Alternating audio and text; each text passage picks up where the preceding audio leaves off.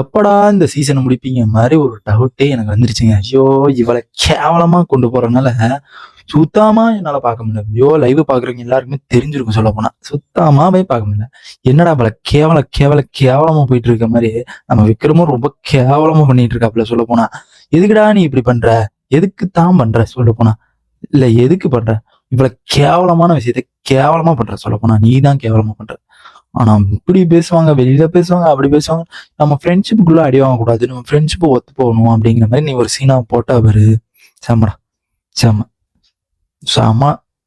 ஆனா செமையா செஞ்சு கவுத்துட்டீங்கடா. அது நம்ம விஷ்ணு ப்ரோ சொன்னாரு பாரு. ஐயோ! இந்த போர் வந்துட்டு தர்மத்துக்கும் அதர்மத்துக்கும் உள்ள போரு. இதை தடுக்கவே முடியாது, இதை இடிக்கவே முடியாது அப்படிங்கிற மாதிரி நம்ம கோல் சுரேஷன் வந்திருப்பாரு. அவர்கிட்ட சொல்லிட்டு இருப்பாப்ல, எங்களுக்கு நீ மட்டும்தான் வந்தல வந்திருக்க.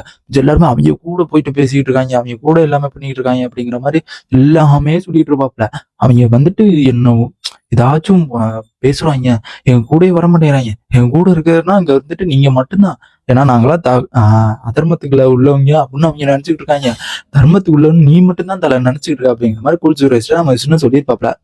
விஷ்ணு சொன்னோன்னா, ஐயோ நம்மளை பத்தி ஒருத்தன் சொல்றானே, ஐயோ அப்படிங்கிற மாதிரி நம்ம தலைமை ஆழ்ந்த சிரிப்புல சிரிச்சுக்கிட்டு இருப்பாப்ல. ஐயோ நான் அடுத்து வந்துட்டு நம்ம பிராவோ வந்துருப்பாப்ல. பிராவோ வந்துட்டு வெயிட் பண்ணிட்டு இருந்திருப்பாப்ல. பிராவோ உள்ள வந்துருப்பாப்ல. ஏன் இல்ல எதுக்கு தாயா வந்த? இல்ல எதுக்குதான் வந்தங்கிறேன். சொல்லு எதுக்கு வந்த?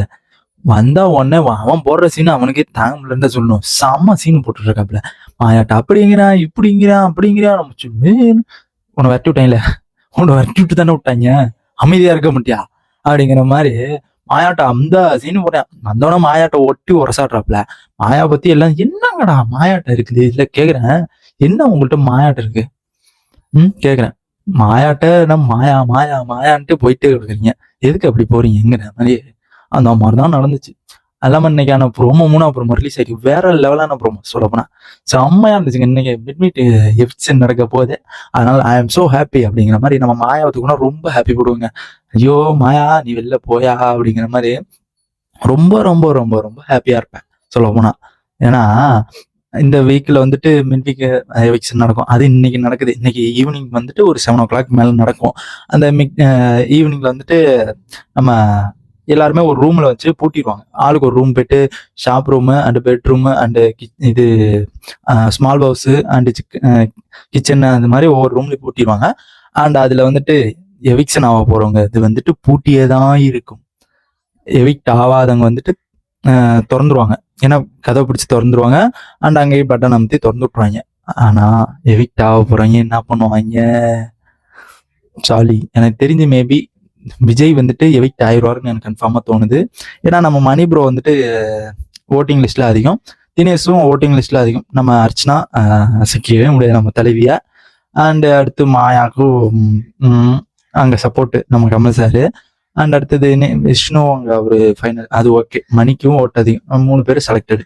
அன்செலக்டட் யாருன்னா சொல்லுங்க.